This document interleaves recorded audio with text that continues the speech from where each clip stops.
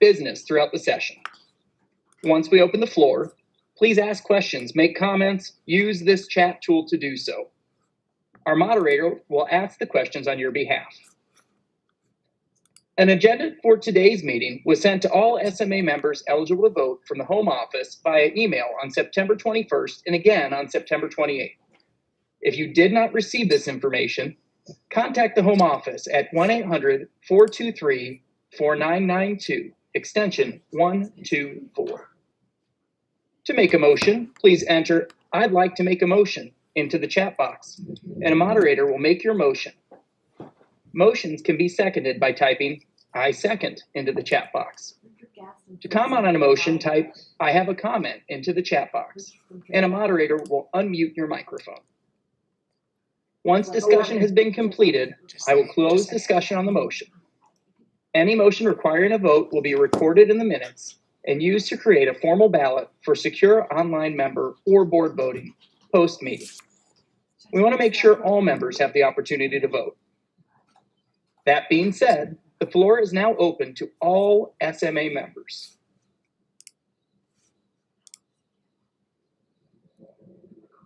Should I ask to unmute all? Nah, not much. Use the chat. Okay. Give it another minute or so. Okay. And I do appreciate everybody showing me that you know how to work this function by saying hello. It's fun to see where everybody's coming from to be with us tonight. There we go. Wow, someone's on the struggle bus tonight, aren't they? Apparently. Can I just see this, or can everybody? Wait, we're live? What? I don't see any questions. If you want to turn your cameras on or raise your hand, you can do that as well, whatever's more convenient. But if you'd like to address the members, please do so now. Yeah, even if you just want to make the screen look like a Brady Bunch thing, that's fine too. Yeah, exactly. What happened to the alarm? There we go. I see people. I just had to switch my format. I'm gonna change my background. All right, Dylan, you're scared. All right.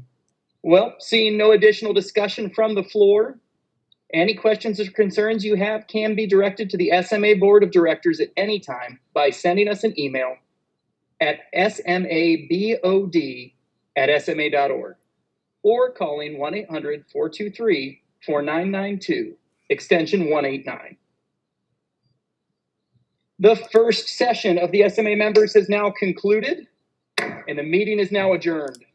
Stand by for the presidential address and keynote speech, which we will have the opportunity to stream live. I think I'm actually just going to do mine by logging onto Facebook, going live, and pointing my camera at my screen.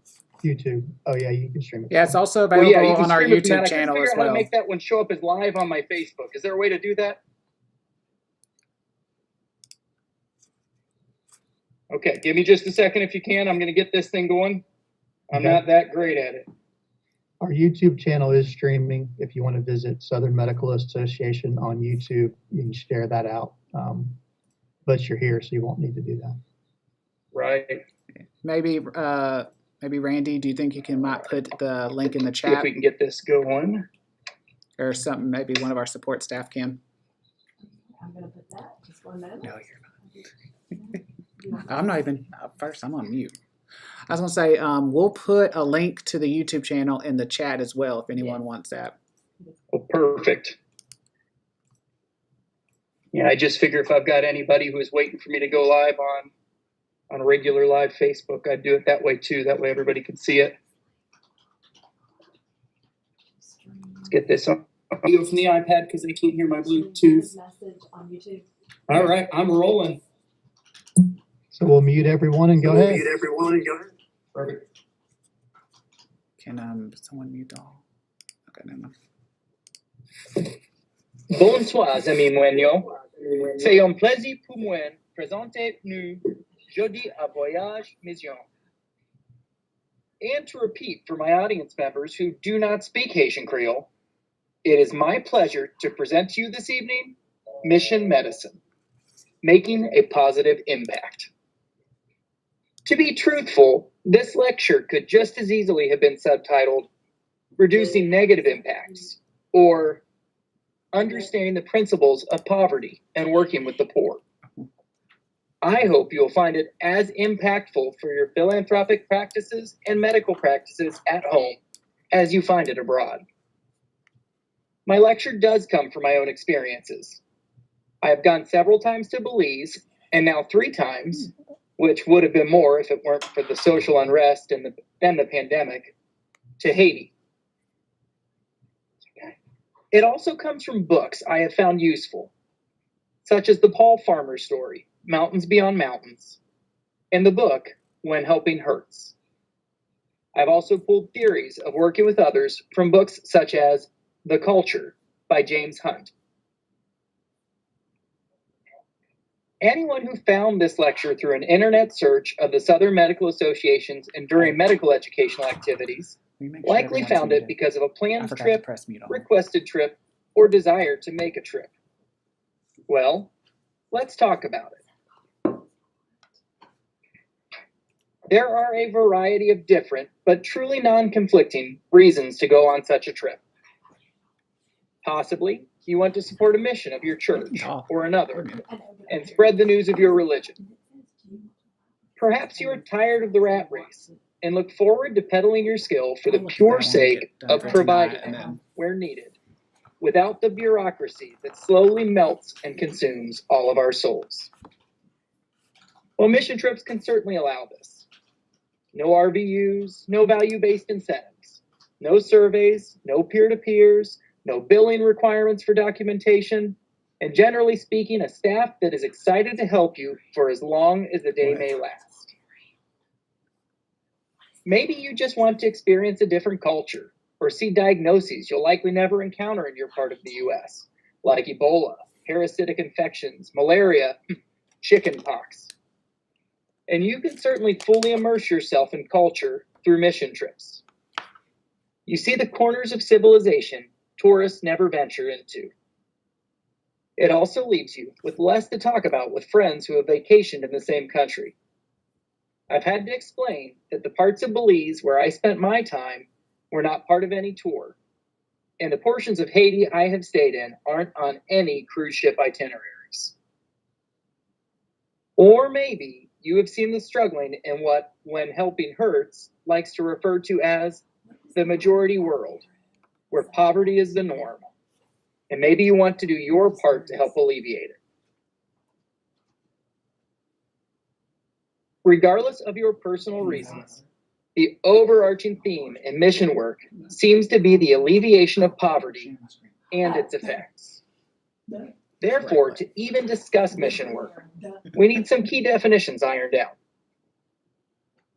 A typical definition of poverty provided by people living outside of poverty revolves around material property: food, water, housing, money, clothes. And it isn't entirely wrong. Those living in poverty rarely possess all of these in adequacy. And the World Bank worked to provide monetary assistance to impoverished countries with wretchedly poor results. This is a fun question. Finally, they decided to consult the poverty experts and ask the poor to define poverty. The definitions they received were deeper and included statements and sentiments such as illness, humiliation, shame, fear. No one needs us. We're like garbage that everyone wants to get rid of. If you are hungry, you will always be hungry. Oh, don't. If you are poor, I usually wait till you will like this always be because poor. it's usually like 14.01. When one is poor, she has no say in public. She feels inferior. Or even the indigenous people's destiny is to be poor.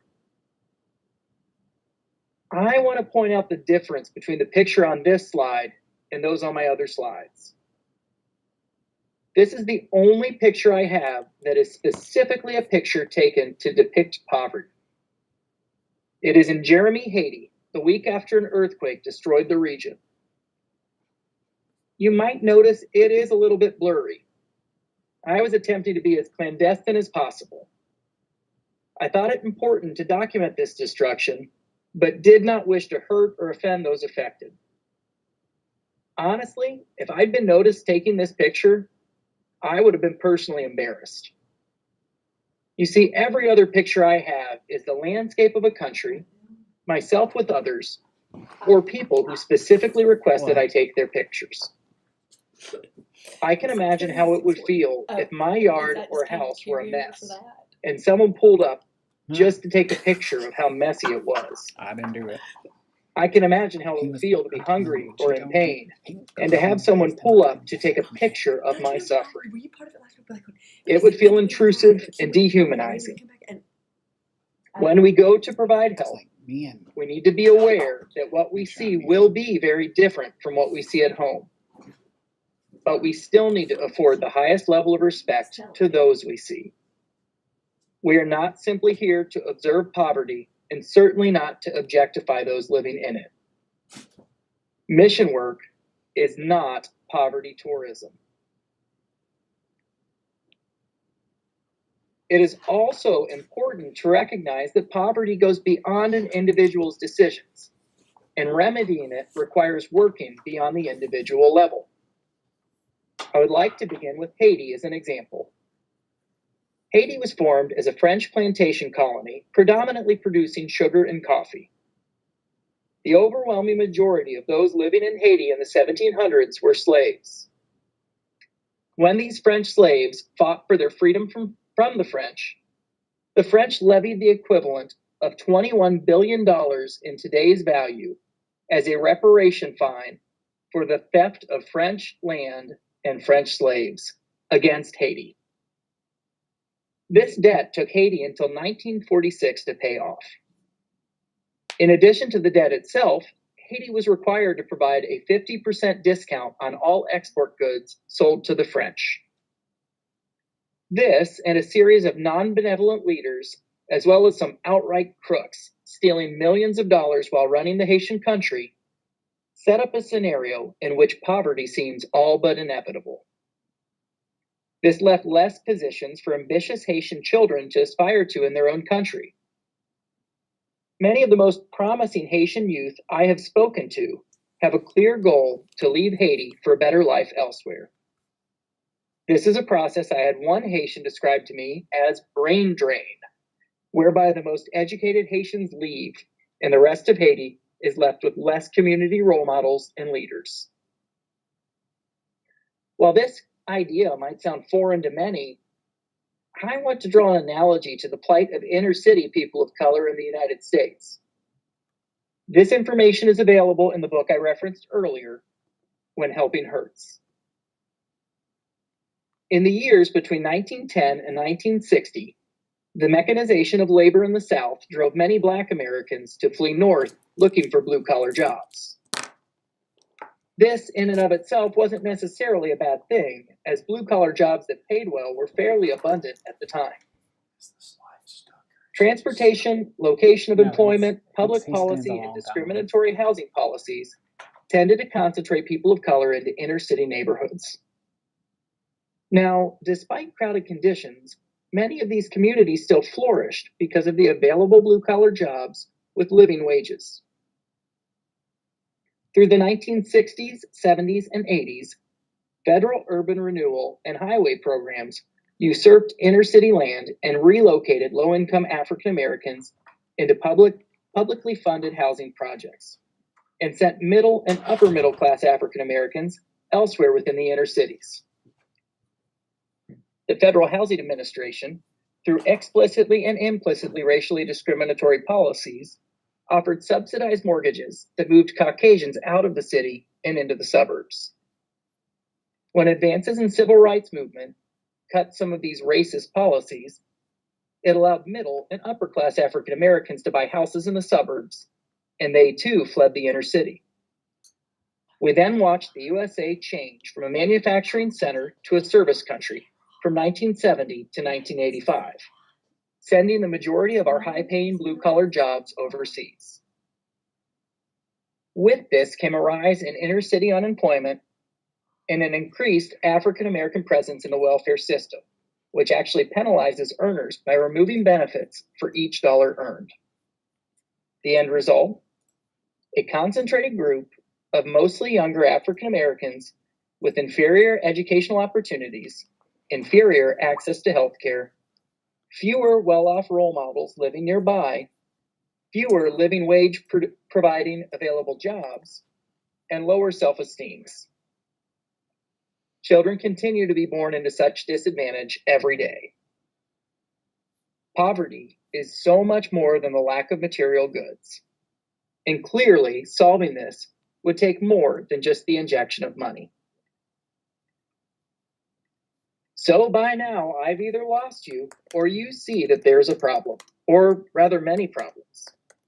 And since I know my audience and how healthcare providers think, your wheels are probably spinning and finding a way to help be part of the solution. Excellent. But as with all decisions you make in medicine, first, do no harm. When we start with the material definition of poverty, viewing it as a lack of stuff rather than a combined systemic problem and poor individual response to the systemic problem, and combine this with the God complex of the material non-poor, whereby we think we got to our position in life purely by our own accord and can swoop in and fix the position of the poor, and add on their own lack of self-worth felt by the material poor, we harm both ourselves and those we are attempting to help. To avoid harm, we need to know which tactic to provide in a given situation. The picture below depicts an orphanage right after an earthquake struck Haiti.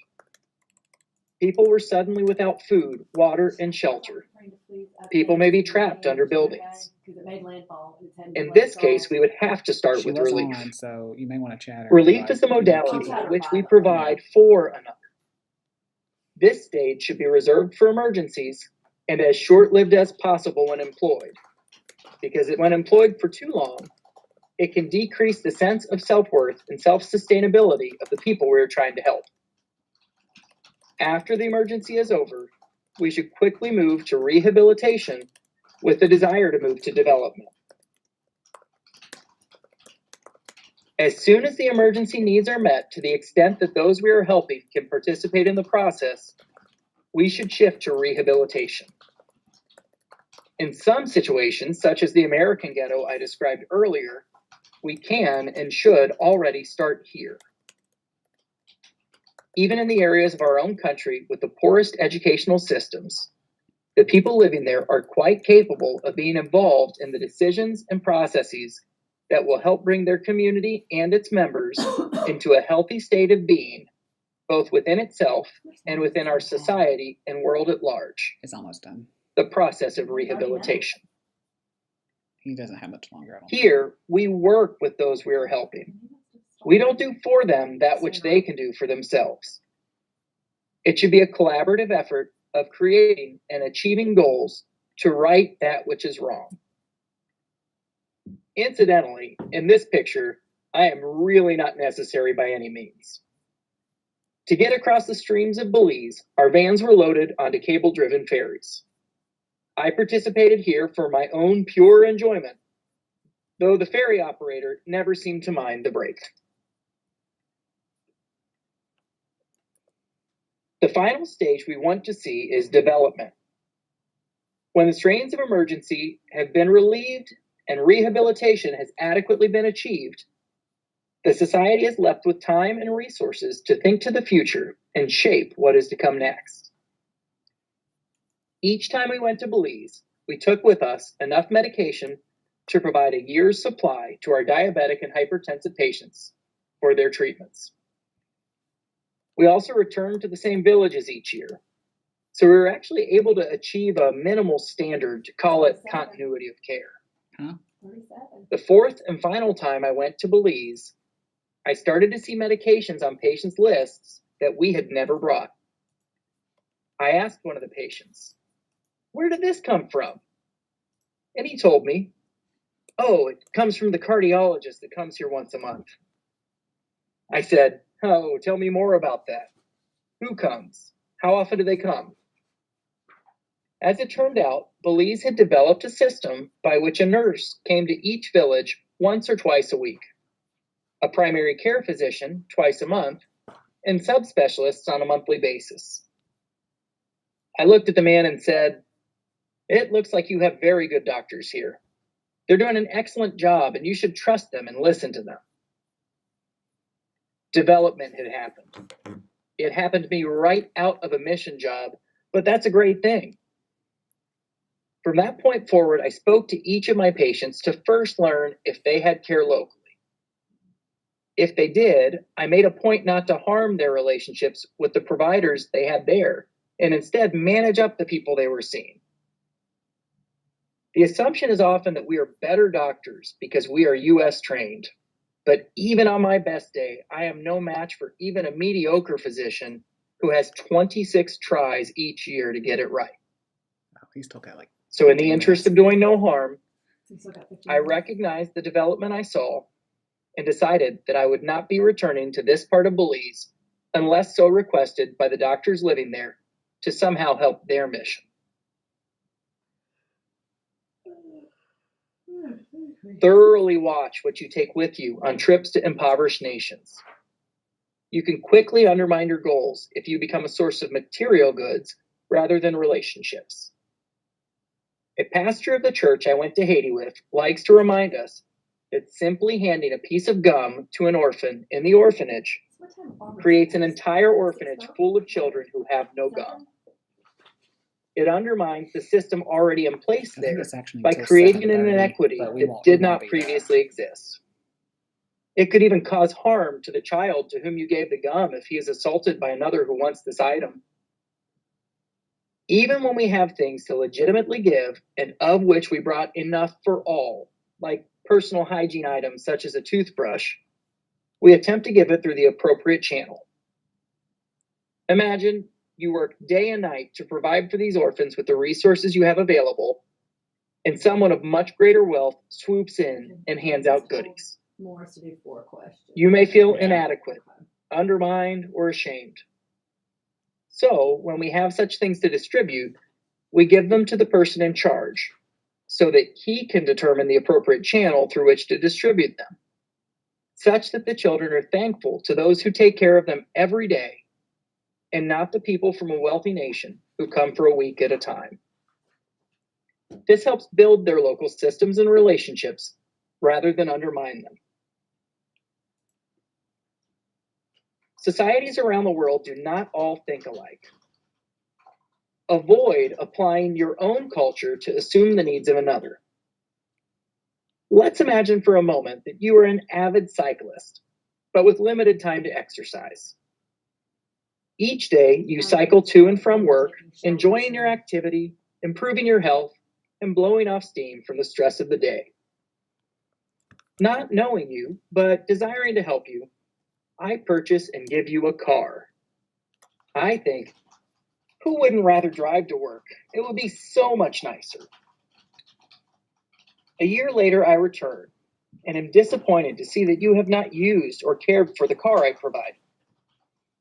Furthermore, you are disappointed to see me because the money you spent insuring the car left you less able to pay for your child's education, which was where your original need was found in the first place.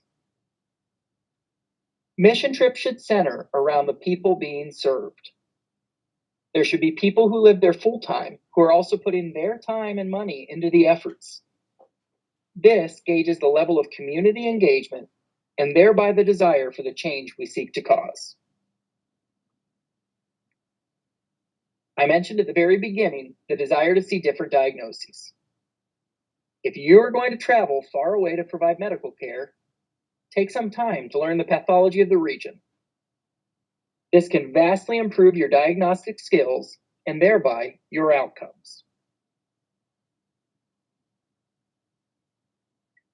One of the more erroneous thought patterns I have seen is one that drives to overtreatment, especially as it pertains to infectious disease. Keep in mind, the people you see have less than you have. While I spent a good deal of time explaining why we shouldn't strive to provide material goods, the people you see on a short-term mission trip know you are leaving and often have motives to obtain something from you just in case they need it. Plan for this. If appropriate, and it often is in the setting of poverty where malnourishment is very real, providing vitamins is a good way around giving nothing or giving something that was unnecessary. In our society, we have dramatically changed bacterial resistance and gut flora over the years by overprescribing antibiotics. I have heard missionaries say, I don't know if this cough, earache, rash needs an antibiotic today, but what if it gets worse next week and I'm not here? Now I'll just give one to be safe. The same principle applies to the negative side effects from that which we provide. We will not be here next week to manage them. Also, if the illness had struck any of the other 51 weeks of that year, we would not have been there. I generally try to follow the rule. If it isn't good care for my patients here, it isn't good care for my patients there. Now, there's a clear and obvious error in that thought process. I don't have access to the testing and treatments of Northern Kentucky when I am in Haiti. I mostly only have that which I brought with me, or occasionally what I can MacGyver out of those things I can obtain locally. Therefore, everything becomes a series of binary questions. Question number 1. Does this patient have a high probability of suffering from an ailment I can treat with that which I have available to me? And question number 2, would making and treating this diagnosis serve a greater chance to help or hurt this patient? No. In the end, I consider myself to a good mission trip to be largely bait. The care I provide is unlikely to change the outcomes to a huge extent. The care I show through my actions, I hope, will bolster the sense of self-worth of those I encounter. But if someone put up a sign in Haiti that said, "Come walk 3 hours to meet Pastor Ezekiel and hear how he can plug you in to a local community that can provide you relief, rehabilitation, and development opportunities," the turnout would be minimal. I come because they will walk to see me, and then they will meet him.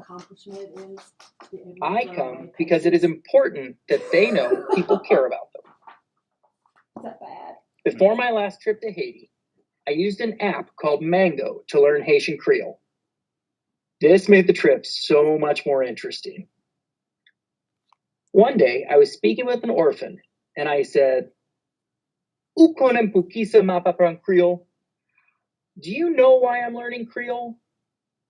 He responded, "No," which for those of you who don't speak Haitian Creole means no. I said, "Seulement pour qui ça mwen ka parler ak ou," just so I can speak with you. His smile was one of the most memorable parts of that trip.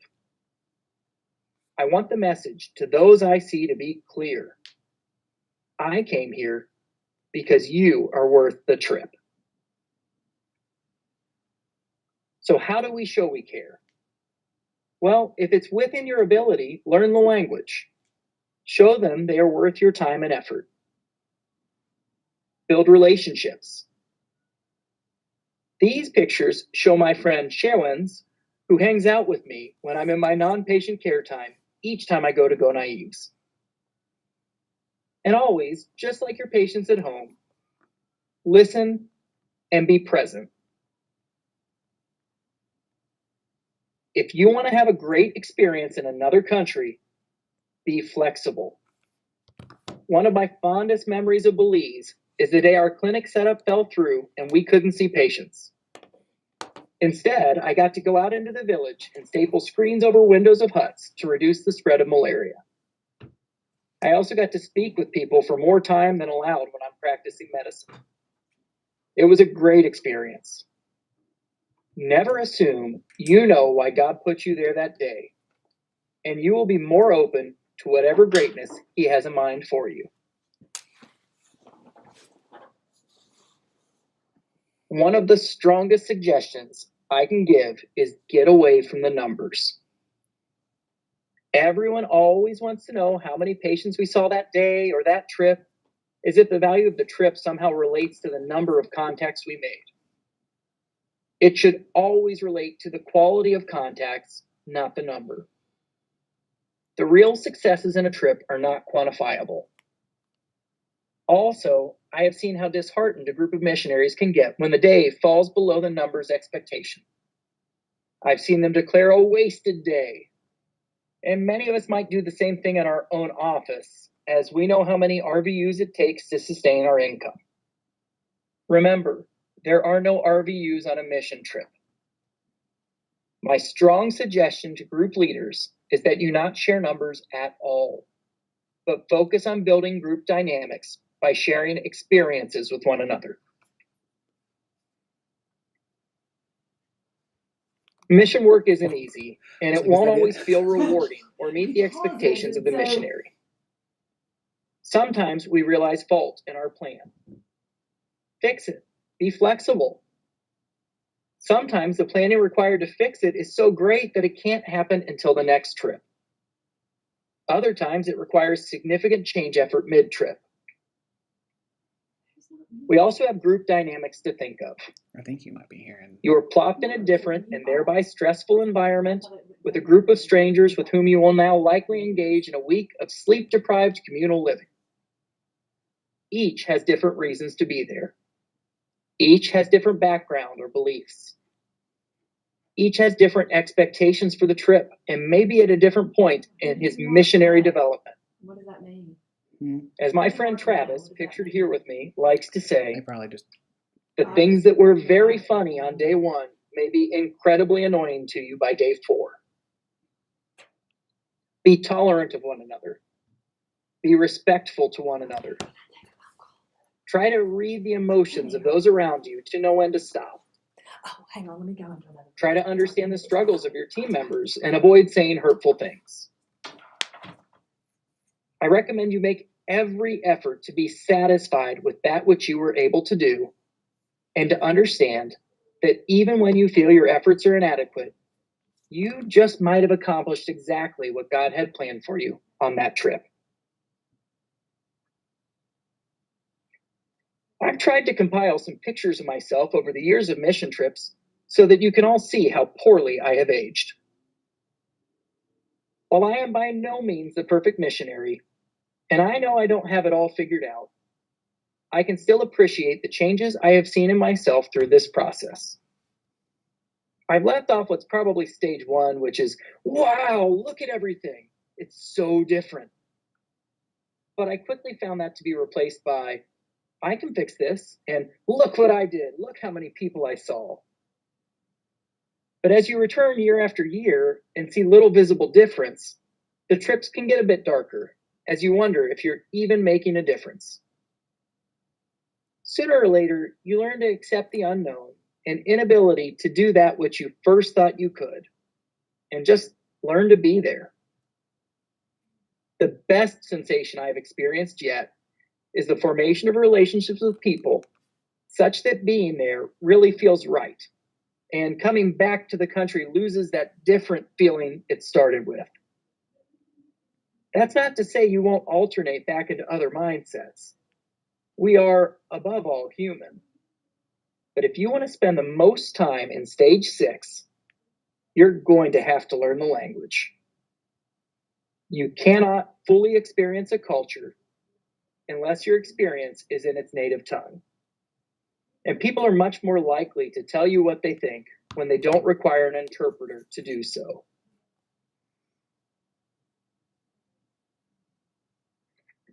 Finally, I would like to leave you with a story. This is the story of the best plane ride I have ever been on. If you can't tell in this picture, I was thoroughly exhausted. This was my first trip to Haiti. Unbeknownst to us, there would be an earthquake the week before our scheduled trip. This left the Haitian roadways in even worse shape than they would have been, and left us rerouted to a different city than originally planned, because this different city had been hit harder and needed us more. It also left us with what turned out to be a 9-hour bus ride from the airport to our destination over the worst roads I have ever seen. I don't remember ever feeling more car sick than I felt on that trip as I sat in the center aisle of the bus, facing out the windshield, willing myself with all my being not to vomit. As the week went on, the threat of that bus ride back loomed in my head. But then, on the day we were to embark on our journey home, I found out they had procured puddle jumpers, or doctor killers, as the pilot informed me they were colloquially known, to take us on a short flight to the airport in place of our long bus ride. I have never in my life been so thankful to be on a plane.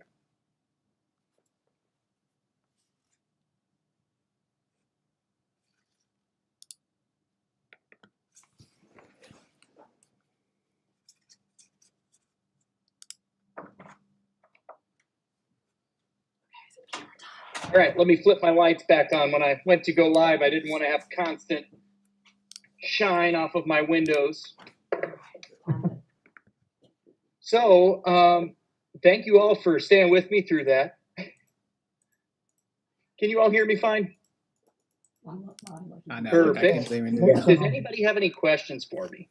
Let's turn on everyone's cameras so we can kind of see it. If you've got something you want to say, just kind of raise your hands or chat it into the box. But let's try to get everybody's camera on so we can see everyone. And yeah, that's great.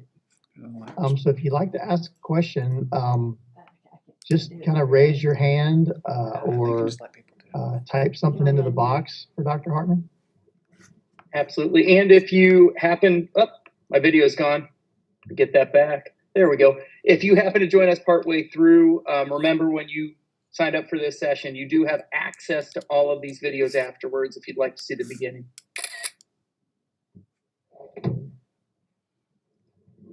Big questions? Got one over here, Richard Gaston. Go ahead and unmute. Say that. I got it. I think you're good. Go ahead. I just see Stephen Stray. Or maybe just a co-host and not everyone. He went Oh, like, yeah, we can't hear you. Are you muted on your side? What do you see that? he raised his hand like Incidentally, Richard's in those pictures with me. So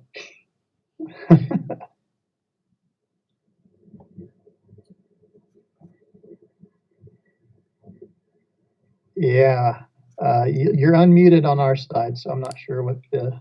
If you'd like, just go ahead and if you want to put it in the chat, we can do that as well, and we'll address it from you. Yeah, go ahead and type your question into the chat if that's okay. Any other questions? I'll have one while he's typing in. Dr. Netscher, go ahead. Yeah, thank you. You could see my hand being raised. Thank you. I was going to ask you on your mission trips, have any of them been surgical missions, and have there been any added difficulties with the equipment and supplies, or how did you get around that? Sure. So while my mission trips had not exactly been surgical, I say exactly because while in Belize, I did see a melanoma, and not having access to better care, I said, I'll go ahead and cut off at least a full excision of the primary melanoma that exists.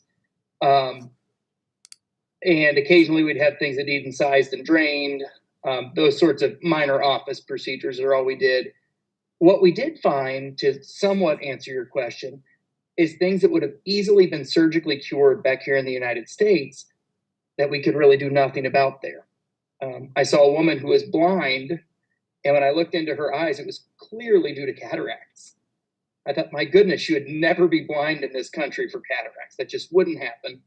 And I asked, is there an eye surgeon around here? And they said, yes, Cuba. That was their answer. I saw a child who had ptosis severely enough that one eye was just staying all the way shut. And I mimicked the yoking of the eye muscles to the forehead muscles that I'd seen done in plastic surgery as a medical student, and with a piece of tape.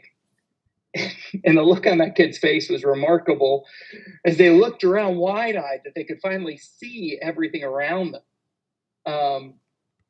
it would have been wonderful to have surgical. I also saw hydrocephalus in Haiti. Again, very fixable in this country. A shunt could have been placed, and all that fluid would have ended up in the peritoneum instead. But we have not been on surgical trips. I did have a time that I had a patient with bad arthritis that I wanted to inject a knee in Belize, and they were actually able to go. We were out of syringes. I had the steroid, but nothing to get it in there with. They were able to go to a pharmacy in a nearby town and pick up a syringe, and they actually ended up catching up to us in a field nearby as we went through, as we went on to our next destination. And I had her sit on a tree stump as I injected a knee. But I've not gotten to be on an actual surgical mission trip. Yeah, it's certainly an eye-opener when you arrive with all your surgical equipment and then you depart with it and you leave them with nothing. And I have then, once we've had all our supplies packaged up, someone came in with a badly mangled hand, and I'm like tweeting and stuff. I don't want to look. and up when I'm trying paying to attention. take care of it with their equipment was so different from what we had, and I didn't have access to it now because it had already been packaged up and ready to return to back to the United States. So getting an understanding of their difficulties, they may have the skills, but they don't have the equipment. It was just amazing. Yeah. Yes, we got to tour a hospital in Haiti, and they actually had a CT scanner, but no one to repair it. So it was non-functional. And actually that gave us ideas for future trips that we might even be able to bring with us some technicians from our hospital system who could repair and teach repairs to the people who were there. You strike a very important point, is leaving behind an infrastructure of some kind, and it's where do you begin? Yes, wherever they ask is my policy. Yeah, thank you. Excellent. Thank you. Richard, do you want to try again? No, I think I might be good now. Can you hear me? You are good now. Hello. There you go. Well, Philip, first of all, I would like to take the time to thank you for sharing your experience. And it's amazing. Listening to you speaking, you're not just a physician, but a sociologist. No, I love it. I love that. I love the way you approach mission trips. And I like the fact that you put enough emphasis, I believe, I hope, for everyone who was listening to you, on the respect that you bring with you when you go on mission trips. You don't take pictures to show that you were somewhere that's so different from your culture. I like that. I like the fact that you respect their local providers. I think that's amazing. And it makes me want to go more often. I know we've gone only once, but I'm sold just by listening to you. And I think you prepare someone who wants to join in terms of what to expect and how to approach going on mission trips. Do you have any plans to have your own group going on mission trips? I would love to have my own group going on mission trips. I have spoken. So it's funny because I've gone with churches every time, but I've never gone with my own church. I've always gone with other people's churches. So I've spoken with some people I know at my own church who are physical therapists, because I thought that would be a great thing to be able to bring along on these trips, teach some exercises that might actually correct something long term. Because I'm not so naive as to think that the 5 minutes of medical care I provide once is going to change a life. In the same way as somebody who could teach something long term could do. So I would be more than happy to put together a trip, especially because it gives you the chance to iron out some of those wrinkles that I've seen in other trips I've been on, that focus on the numbers or focus on stuff, or just the lack of preparation. Not to badmouth by any means the groups I've been with. The groups I've been with have been phenomenal, but you'd have some level of control of the preparation people receive before they go. And I think that could line up the trip to be smoother. So definitely would be open to that. If you want to work with me on one, I'm in. No, I think you should. I would encourage you to do so because you have you grasp the idea, the right philosophy behind mission trips, and I think your understanding of what it should mean for the people that you're trying to serve puts you at a different level. I'm not trying to have your head in too big Nailed it now to the tonight, Twitter. but I think you should be a leader in helping us, helping me and other people understand and go on mission trips. I think you'll do a great job, and I'll be more than happy to be on your team. Excellent. Yeah, the stumbles I took on my way there will stop me from getting a big head, I promise. When I talk about wrong things to do on mission trips, I've done them all. So it's not because I magically understood it, it's because I worked my way through it. Which I think helps too, because when I'm with somebody on a trip who's frustrating other people, I can look at them and go, yeah, I've done that. I've been there. I'll give them grace because thank God somebody gave me enough grace that I was able to go again. Excellent. Any other Thank you questions? again. Yeah. Any other questions? Just turn your camera on and raise your hand or type it into the box. I got one. Moderator. Up, I got Dylan. I'll ask one if nobody else is asking. Dylan has one. Oh, he has one. Good. Yes. Yeah. My moderator would pay attention to me. Is there a part of the world that you would like to take a mission trip to or for a mission medicine or anything like that you haven't been to before? So this might sound really funny, but I have never picked a place for a trip.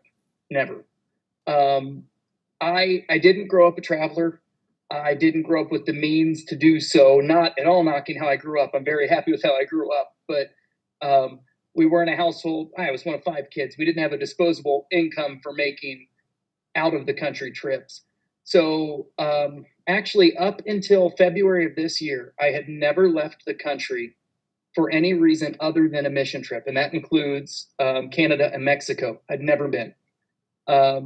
This last February, right before the whole coronavirus lockdown, my wife and I went on our first cruise for our 15th wedding anniversary.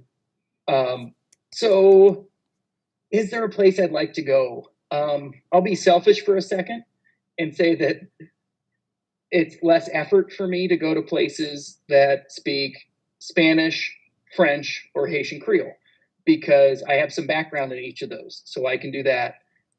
Nowhere speaks Latin, so the fact that I have some background in that doesn't help me at all.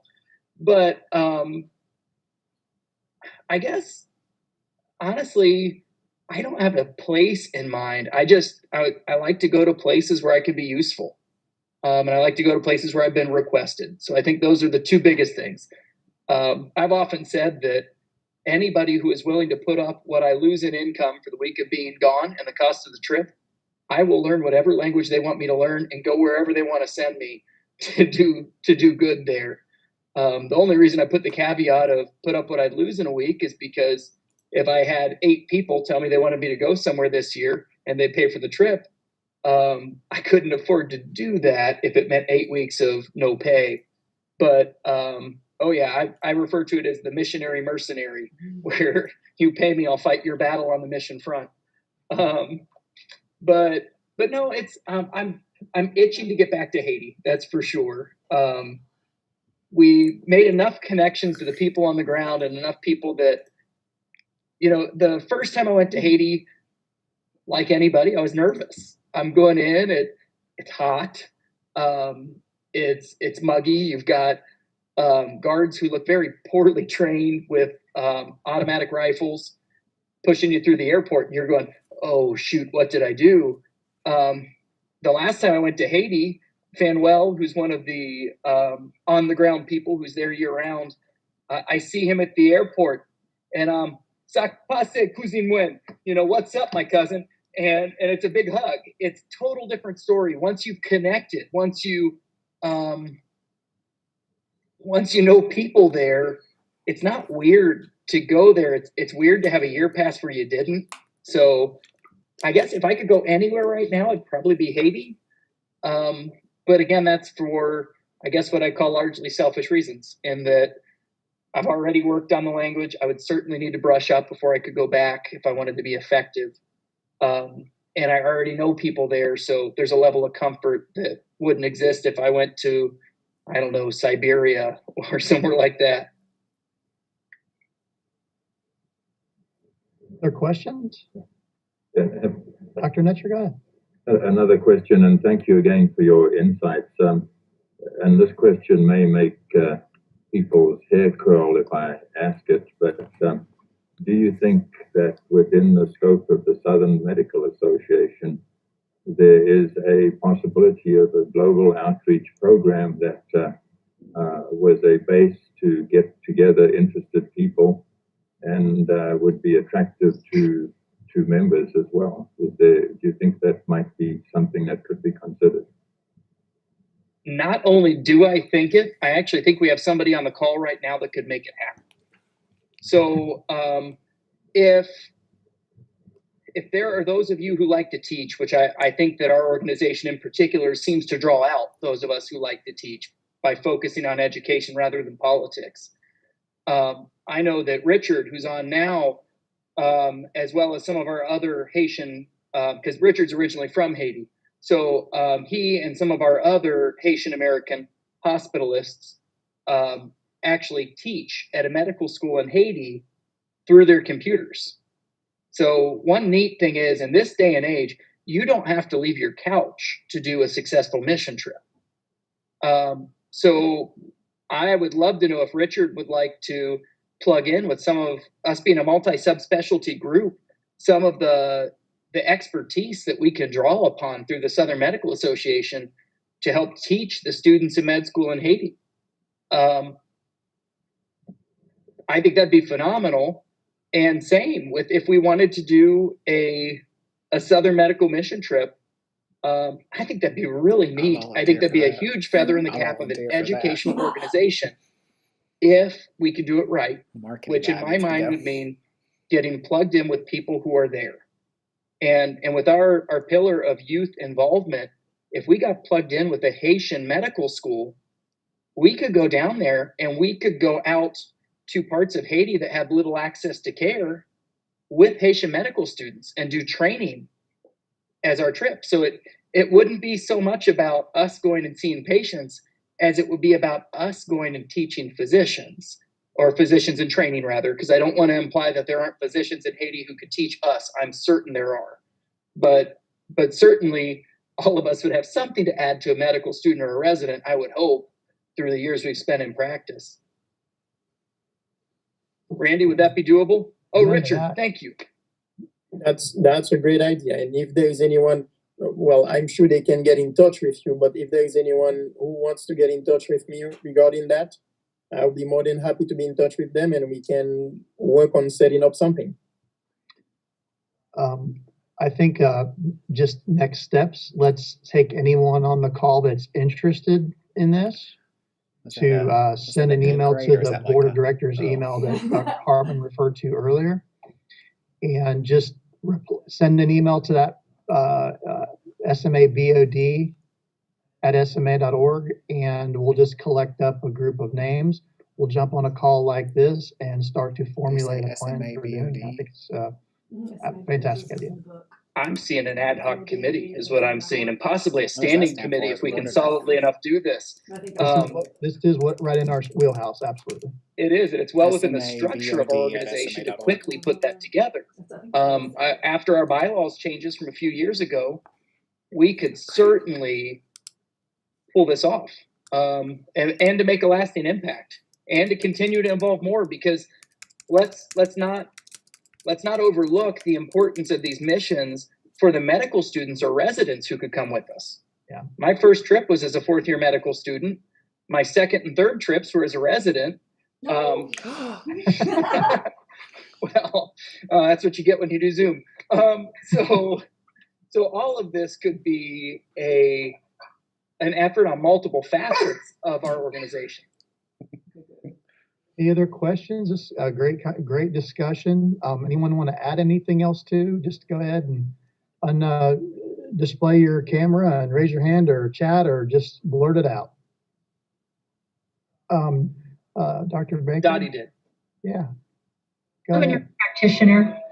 I think this is awesome, but I wonder those that are here and attending, if you don't speak the language, would that be something that would be keeping you from possibly wanting to do it? And if that would be, I wondered if Philip, if you had something that would maybe offer that. Absolutely. So every trip I've ever been on, I do have an interpreter. So now, to be perfectly honest, my interpreter has been taken from me as early as day 2 of trips before, because we usually have a limited number. And if you're not using your interpreter, they'll be reallocated elsewhere. But I even had one the last time I was in Haiti. I'm going through everything, and I turned to him and I said, "Hey, what did she just say? I missed that part." He was on his phone. He had no idea. I said, "Okay, repete un poco." I'm like, "Come on, tell me it again." But so if you don't have to learn it to be effective, and I think we'd find too that if we're actually working with medical students in various countries, I think that being polylinguistic would be very common. Now, it's my understanding that in Haiti, most of the higher education is done in French, and I could be wrong on that, and Richard could tell me if I am, but No, that's correct.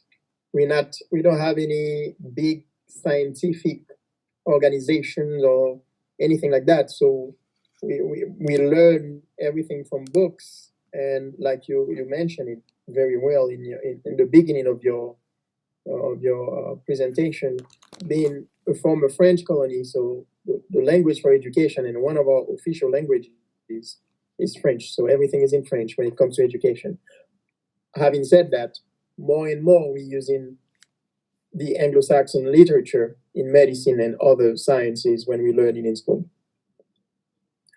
I wanted to add one little thing. I went to medical school in Mexico, and one of the most rewarding experiences I had was going with a bush pilot into some of the Western Mexico villages. And I became pretty proficient in Spanish. But when we landed in there, these were Huichol Indians, and they spoke the Huichol language, and they had one person in the village that could translate into Spanish. And so I really quickly discovered there are times when even my very good, reasonably good Spanish was completely useless to me in Mexico. That's a great point. When I was in Belize, the main language is English, they say, but almost everybody just speaks Spanish. We had people who spoke Mayan. So the interpreter had come in with me, and the interpreter was like, "I don't speak Mayan." I'm like, "Well, I don't speak Mayan either." And you do your best. It's and I think that's what it comes down to is mission trips are going to be imperfect. You're never going to say, "Oh, let's get an MRI right now." That's not going to happen. You've got to roll with what you know clinically. If I end up getting a point of care ultrasound, which I've turned in for, I definitely plan on taking it with me on the trips. God forbid customs takes it from me, which is not impossible. I once in Belize negotiated with customs because they wanted us to pay taxes on the medications we brought that were from Blessings International, which is essentially donated medications. And they said to me, "Okay, well, what are these worth?" I said, "We're not charging at all. They're absolutely free for the people of Belize. We brought them for you." He goes, No, but they have to have a value. And I said, "Oh, they're invaluable. We brought them for the people of Belize. We're going to leave them here. We have no intention of selling anything." And he goes, "Yeah, but for taxes." And I negotiated with him, and he goes, "Give me $20 for everything." And I said, "Okay, $20 Belize, right? Which should be $10 US. He looks at me and he goes, "You've done this before." I said, "That I have." And he said, $20 US. And I took it out, and he goes, "Not to me." He did not want to get accused of the shakedown that was happening. So I went to another room and gave it to somebody else. And a lot of the missionaries with us were furious that we'd been shaken down for $20. I turned to him and I said, "I think we did a pretty good job. I don't think that was very much to get shaken down for. Let's just be happy with our losses and move on." And negotiating in a foreign language with someone with an assault rifle can be a little intimidating. Yeah. Dr. One Horn? thing I did also wanted to point out that there are a lot of times when you learn a language, I was very good with medical Spanish, but it doesn't always translate into vernacular Spanish.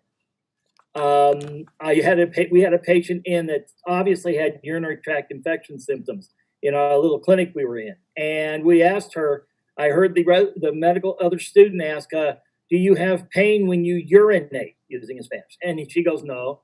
"Do you have burning when you urinate?" "No." "Do you have blood when you urinate?" "No." "Do you know what urinate is?" "No." So he then asked her, "Do you have pain when you pee-pee?" "Oh, yeah." Cuando haces pipí. Yeah, I got that one. And so you have to learn sometimes that sometimes you have to make sure you speak the right language. And it won't always translate when you get back either. I asked a patient once what I was taught in Belize meant, "Do you have worms? Or do you think you have worms?" So I said, "¿Crees que tienes los bichos?" And she looked at me and goes, "Whoa." What? Apparently in Puerto Rico, that is not something appropriate to ask someone. But in Belize, it meant, "Do you have worms?" In Mexico, you ask, "Do they have animalitos?" Ah, nice, little animals. But it's fun to me, and that's those little differences, colloquialisms. Richard helped me a lot in learning the slang in Haitian Creole, which was helpful because when you wanted to ask someone if they're sexually active and you asked it properly, they look at you and they're like, "No." And when you ask them, I probably shouldn't even say this because it's probably not appropriate to say, but when you say, "Usted bagay," they're like, "Oui." And you're like, "Oui, usted bagay." But if you don't know the answer to that, You should, it really you should changes your translate that in English. Translate that. So Word it would for basically word. mean, do you make that thing is actually the literal Yeah, translation. you do things. Yeah. Do you make that thing? But it's just like if you moved into an inner city, you know. When I was in Cincinnati doing medical school, I had to learn what it meant when a patient told me that they fell out. You know, the first time I had a patient say I fell out, I said, "Of what?" That's what they say when they mean passed out. I also had to deal with people who didn't know the difference between the word masturbate and ejaculate, and between the two of those, I had to say, "Oh, that makes more sense." That you're hearing your differential in your head, and they say, "Oh, no, no, no, he did this," and you're going, "Well, that wouldn't cause that." Yeah, but the other would. So it's not that different from dealing, especially with an uneducated population here in the United States, where people don't necessarily have any clue. Even an educated population may not know medical jargon. So, you know, if you said, "Have you ever had a cholecystectomy?" a patient might go, "I've never touched that stuff." And if you said, "Do you still have your gallbladder?" they go, "Oh, no, no, no, I had that taken out." So it's not that different. And to me, it's fun. It's fun because you feel like you fit in when you learn those things. And they look at you like you fit in when you learn those things. Do you still have that wind in your groin, Philip? The wind. The wind. Was Yes. it you or was it Simon?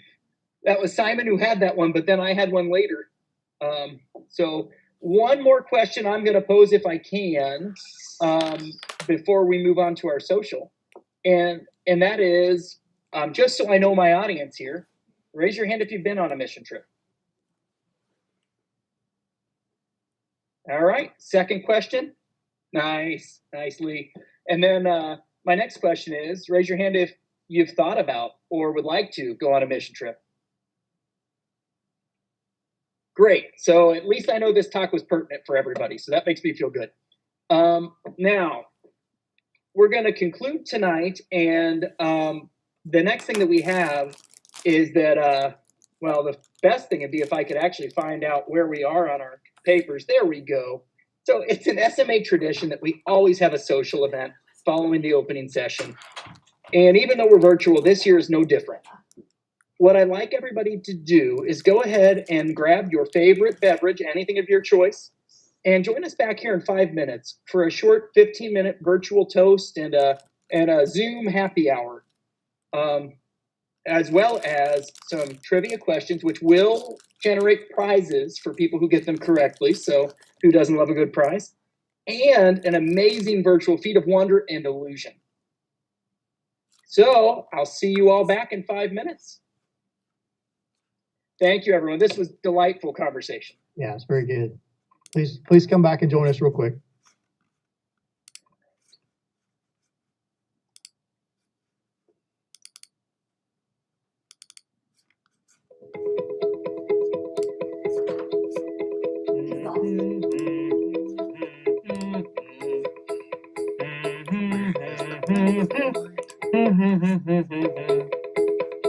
Oh, I like mine better.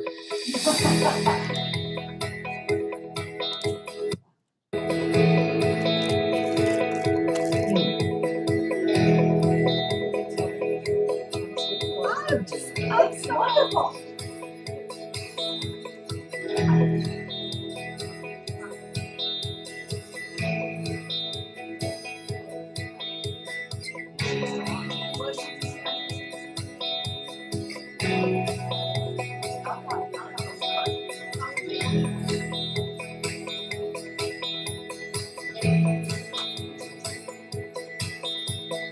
Can we have one out of there?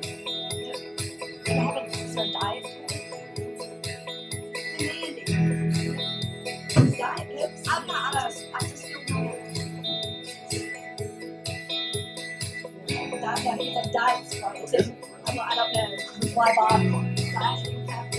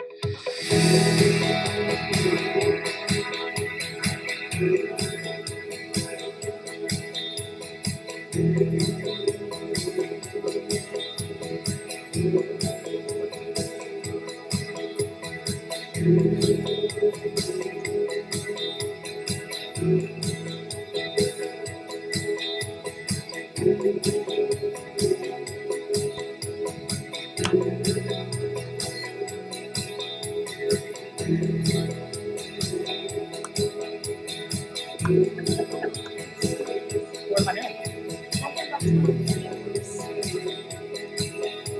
Your speaker sounds. We're kind of back. I'm muted. Give a few more minutes. All right. You're all now joining me in my bar, which was actually how tonight was supposed to go if it had gone the way we'd planned before Corona. Let's see what I have here. Corona. Right? Yeah. I have something very special that I was saving until I had special people to share it with. So let's see what I have here. I actually have a bottle of Blanton's Gold that I brought back with me. Now, the fact that you are all virtually in Kentucky right now makes it only make sense that we might open this up and try some together. Somehow this isn't fair. Yeah, I know. That's Corona for you. It has not been fair. So I don't know if any of you are bourbon people, but you actually cannot get Blanton's Gold in the United States. This came back with me from that cruise in February. I found this in St. Martin. This is, oh, what's that? Richard just signed out and is driving to my house. Okay. This is registered bottle number 197. This is a Kentucky Straight bourbon whiskey that is 103 proof. So Let's unmute everyone. That's Dylan can do that. all right. So welcome back, everybody. Please turn on your cameras and unmute your microphones. And join me for a toast to the Southern Medical Association's 111th annual meeting and first ever virtual meeting. Cheers. Cheers. Cheers. Cheers. Cheers. Salute. Cheers. someone in a bar. Yeah, this is definitely too good to try by myself. So thank you Yeah. for joining me. Pour me a little. I'll drink yours next. Courtney's having a party. I saw that. Oh, nice. You got people with you to toast yours? Oh. There she is. Oops. Now, Dr. Morris, I understand you have some medical trivia questions for our audience, so I'm going to turn the mic over to you. Oh, thank you. I appreciate that. Just to give you all a little story, you will discover that I have been doing trivia for years and years and years. And if you talk to me long enough, you will hear more pieces of useless information than you'd ever. And it goes back from since I was a child, my father and I would watch Jeopardy together. And I will not answer there is an interesting question. I've been asked why I told people I cannot go on Jeopardy anymore. And if you all come to next year's meeting He needs to and just ask hurry me this up. why can't I go on Jeopardy in the future, I will tell you why. That's a hint. You all need to come next year and find out because you'll be bothered for the rest of this year. Now, what we're going to do is I have a series of 4 questions. And what it's going to do is I will present a question and you can use the chat system to basically type in your answer. The first person who gets a correct answer in is going to win a beautiful limited edition SMA face mask or a SMASK that is being demonstrated by Dylan right now. It comes in a choice of white or black. And so get your fingers ready. Here comes the first question. Anne of Cleves was Henry VIII's 4th wife. What disease did paintings of her show that she had?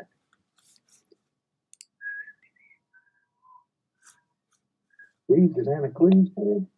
Anne of Cleves was Henry VIII's 4th wife. What disease did paintings of her show that she had?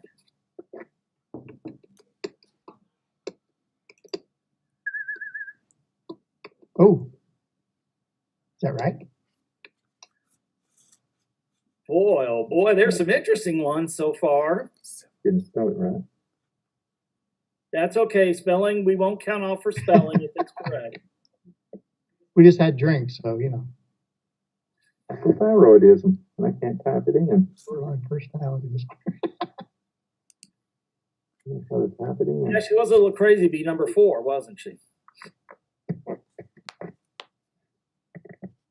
Oh my God, if no one can get this right, then we'll have to add another question to get the Repeat the correct. question again, one more time.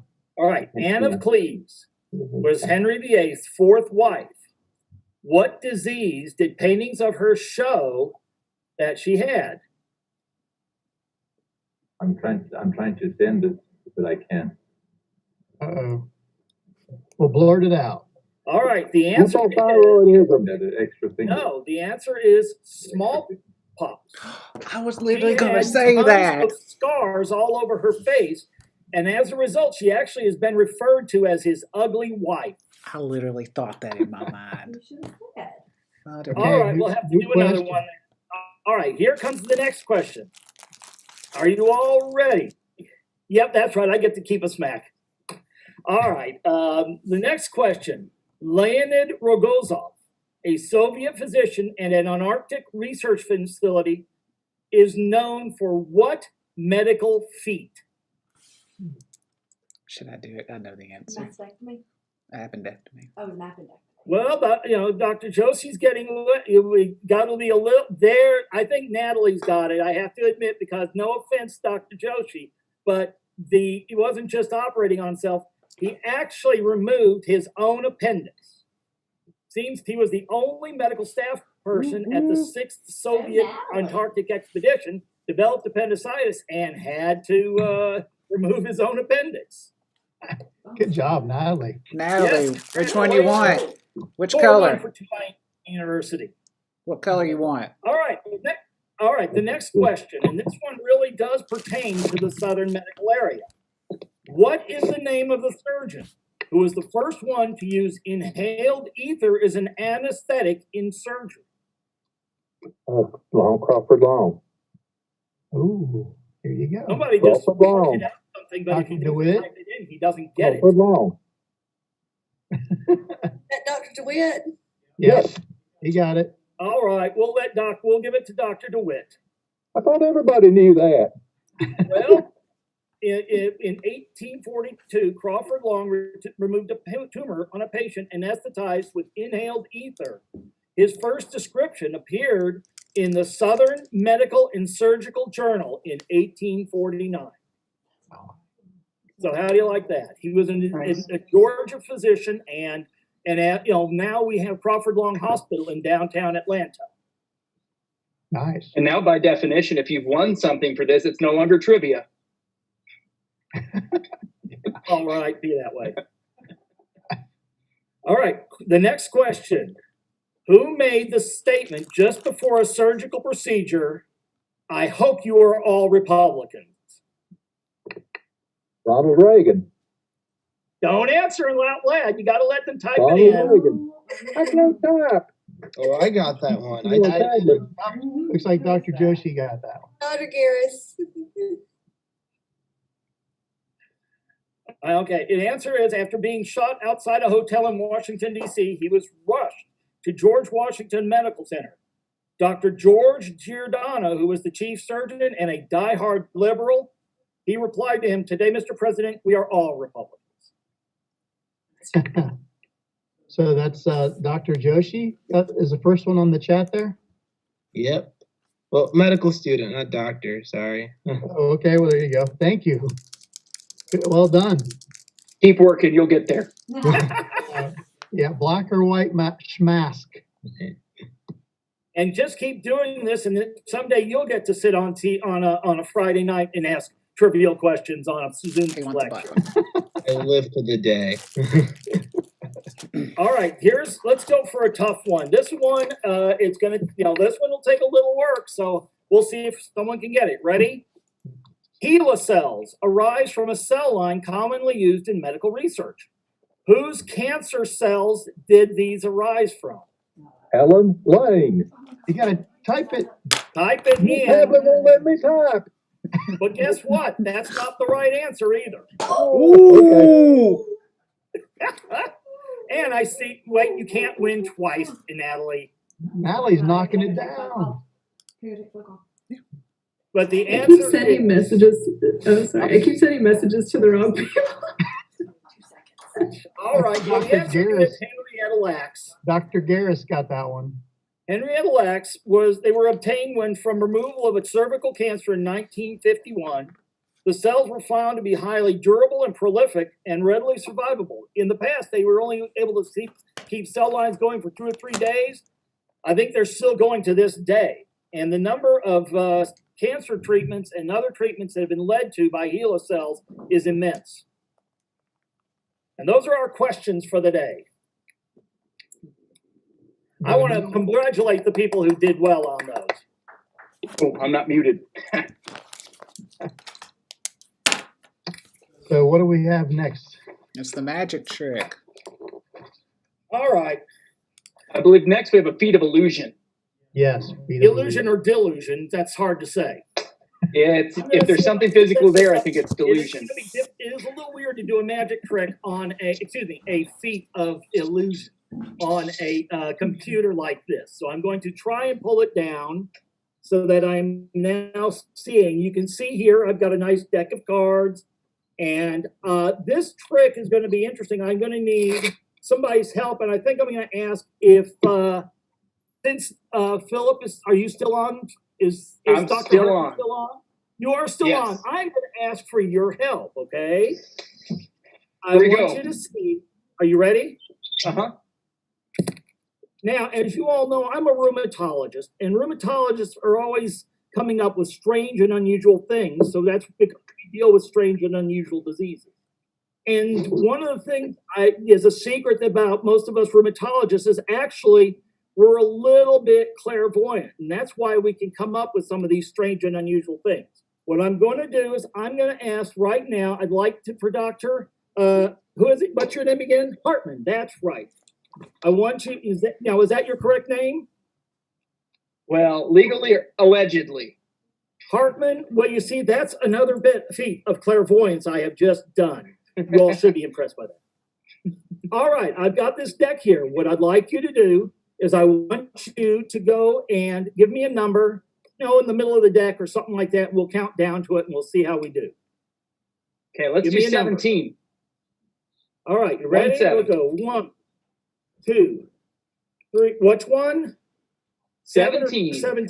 17. 1, 2, 3, 4, 5, 6, 7, 8, 9, 10, 11, 12, 13, 14, 15, 16, 17.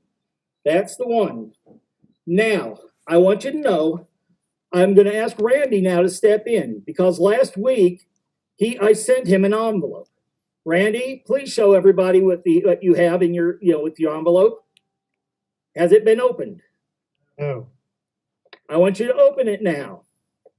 See, it's glue. It's still got your saliva on it here. Still glued. Nice. Oh, how good thing gross. coronavirus is only minimally, if at all, transmitted on surfaces. Okay. Yeah. This is really a tough audience. Thanks for doing that. I know. I'm second guessing this whole thing. Now pull out there's something inside it, right? I want you to read it out loud. Okay.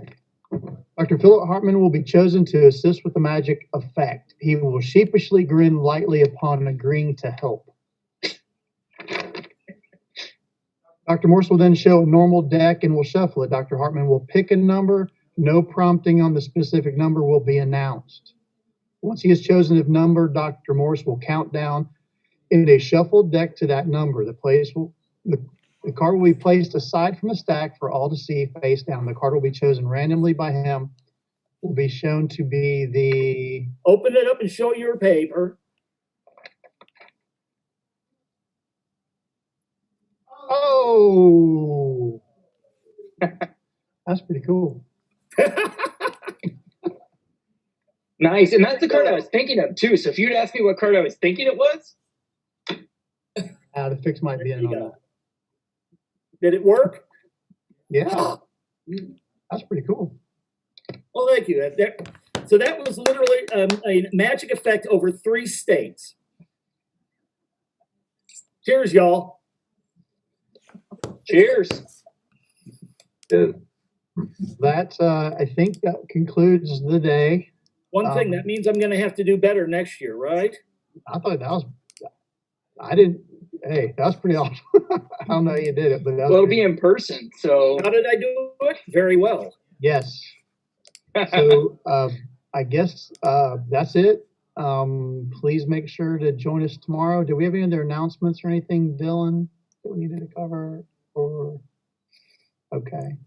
So we will. Have we switched up the order and what people received for the lectures, just in case somebody had a specific time they want to be on for a specific one?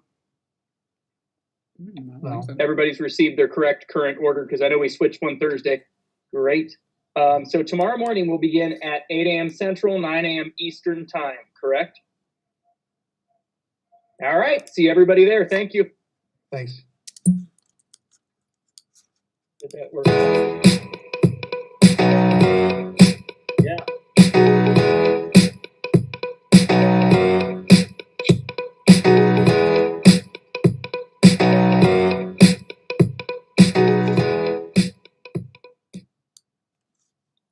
Bye, y'all.